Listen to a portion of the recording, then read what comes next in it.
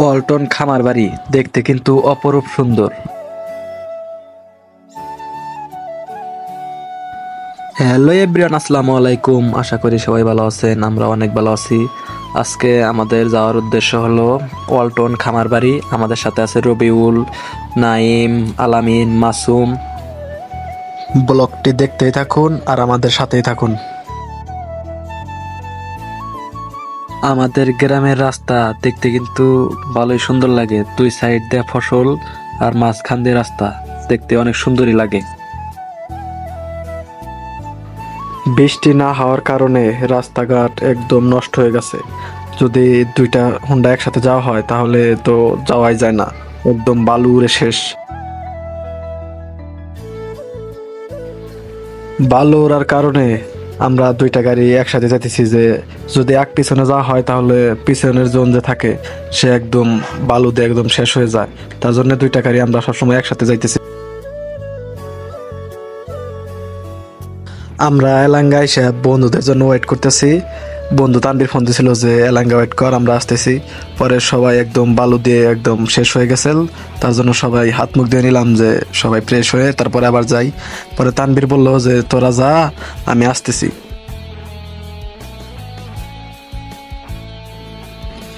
সবাই দেখি এদের মধ্যে জোড়ায় জোড়ায়, আমরাই শুধু বন্ধু বান্ধবরা মিলে ঘুরি। তাছাড়া সবাই দেখি যে জোড়ায় জোড়ায় নিয়ে ঘুরতেছে।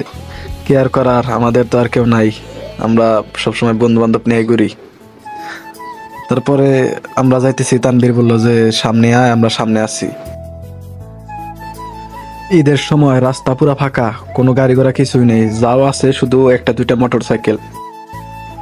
ক্যামেরাটা শুধু আমাদের দিকে ঘুরাইছি আর নাইম দেখি ক্যামেরা দেখে খুশিতে নাচতেছে গাড়ির মধ্যে। পরে বললাম যে নাচিস না, যা। পরে রবিলের দিকে ক্যামেরা দিয়েছে, রবিলের দিকে খুশিতে নাচতেছে। অনেকক্ষণ ওয়েট করার পর তানবীর আসছে, ওদের সাথে মোটরসাইকেলের মধ্যে থাকা অবস্থায় হ্যান্ডশেক করে নিলাম। নাইম, মাসুম, তানবীর, ওদেরকে বলে দিলাম যে রাস্তা ফাঁকা, তাতে কি হয়েছে, সবাই আস্তে আস্তে গাড়ি চালাবি। অনেকক্ষণ গাড়ি চালানোর পর সবাই বলল যে 5 মিনিট দাঁড়া, 5 মিনিট ব্রেক নি, তারপরে আবার সবাই যাই। পরে আমরা 5 মিনিট একটু দাঁড়িয়ে নিলাম। পরে দাঁড়িয়ে থাকার পরে সবাই বলতেছে যে এখন আস্তে আস্তে যা, প্রায় এসে পড়েছি। দেখতে দেখতে আমাদের সেই গন্তব্য ওয়ালটন খামার বাড়ি এসে পড়েছি।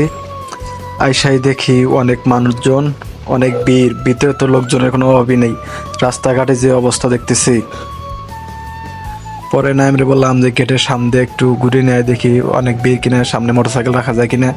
পরে গেটের ওইখানে গেলাম, পরে দারোয়ান মামা বললো যে ওইখানে রাখা যাবে না, ওই সাইডে গাড়ি রেখে আসো। পরে আমরা সবাই ওই এক পাশে গাড়ি রেখে ভিতরে যাইতেছি। এত বড় গেট দেখে মনে করছি যে কত করে টিকিট নেয়, তা দেখি যে একটা টিকিটও লাগে না। পরে সবাই বললাম যে ঢুকে পর, কোনো প্রবলেম নাই, কোনো টিকিট।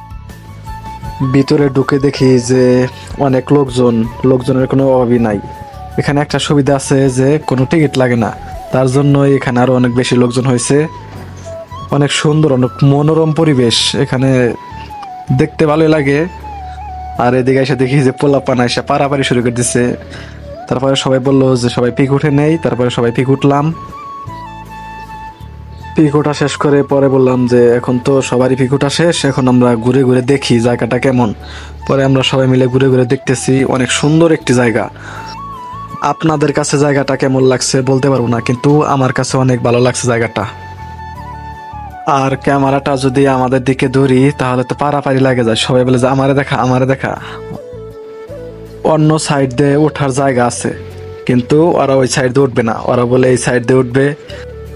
ওরা উঠতেছে, কিন্তু ওদের দেখা দেখি দেখি যে দুইটা মহিলা ওদের দেখা দেখি উঠতেছে। কি আর বলবো, ওরা তো উঠতেই পারে না, হামাগুড়ি দিতেছে দুইজন মহিলাই। সবাই উপরে উঠে পড়েছি, উপরে থেকে দেখেন অনেক সুন্দর লাগে, কিন্তু নিচে মানুষের কোনো অভাবই নাই। আর এমন মানুষ যে ফোনটা দিয়ে যে শান্তি আলে ভিডিও করবো, ভিডিও করার মতো কোনো জায়গা নেই, যেদিকেই ঘুরাই শুধু মানুষ আর মানুষ। যখন ভিডিও করতে যাই শুধু মানুষ চাইয়া থাকে। এমন লোকজন যে ভিডিও করার মতো কোনো জায়গা নাই। শান্তি হলে যে ভিডিও করে দেখাবো যে জায়গাটা সুন্দর কিনা, কি কি অবস্থা, এমন কোনো পরিবেশই নাই। সবাই জায়গাটা সুন্দরভাবে দেখে এখন নামতেছি।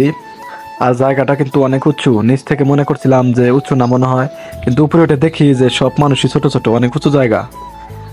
পরে ওখান থেকে নাইমা পরে বাসার দিকে যাইতেছি, যে সবাই বললো যে এখন তো ঘোরাঘুরি শেষ, তো আচ্ছা চল বাসায় যাইগা। পরে সবাইকে বললাম আচ্ছা চল ঘোরাঘুরি শেষ, চল বাসায় যাই। ঘোরাঘুরি শেষ করে পরে বললো যে ঘোরাঘুরি তো শেষ, তাহলে আমরা চল কিছু খেয়ে নেই। পরে বললাম আচ্ছা চল, সমস্যা নাই, সবাই খেয়ে নেই, অনেক ক্ষুধা লাগছে। পরে সবাই একটা হোটেলে গিয়ে বসে পড়লাম, বসে সবাই খাইতেছি। নাইম আর ফয়সাল তো শুধু খাইতেছে, বললাম যে ভাই আস্তে খা, গলা ঠেকবো, ধীরে ধীরে খা। ওরা তো বাদ পাইয়াই মনে করেন যে আর কি আর বলবো, শুধু খাইতেছে।